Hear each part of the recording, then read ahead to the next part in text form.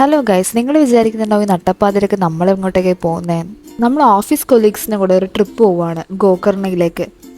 ഗോകർണ എന്ന് പറയുന്നത് full of beaches, trekking, waterfalls, അങ്ങനെ ഫുൾ ഒരു ട്രക്കിംഗ് വൈബാണ് മൊത്തത്തിൽ.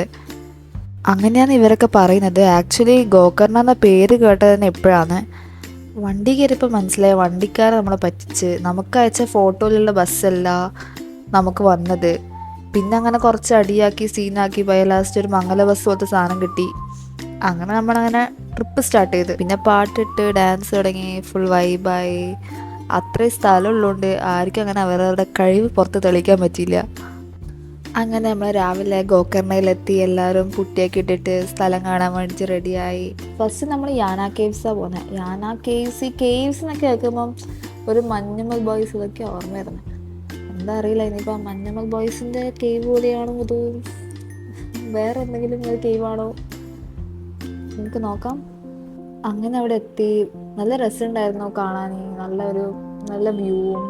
അവിടെ എത്തിയപ്പം ഉള്ളിൽ എന്താന്ന് അറിയാനൊക്കെ ഭയങ്കര ക്യൂരിയോസിറ്റി ആയിരുന്നു. അങ്ങനെ നമ്മളിങ്ങനെ പുറത്തിങ്ങനെ വെയിറ്റ് ചെയ്ത് നോക്കുമ്പോഴാണ് ഫുൾ തേനീച്ചക്കൂടും അങ്ങനെയൊക്കെ ആയിട്ട് ഇങ്ങനെ കാണാൻ നല്ല രസമുണ്ടായിരുന്നു. പക്ഷെ അതാ ഇളകിയിട്ടുണ്ടെങ്കിൽ തീർന്ന് അങ്ങനത്തെ ഒരിത്.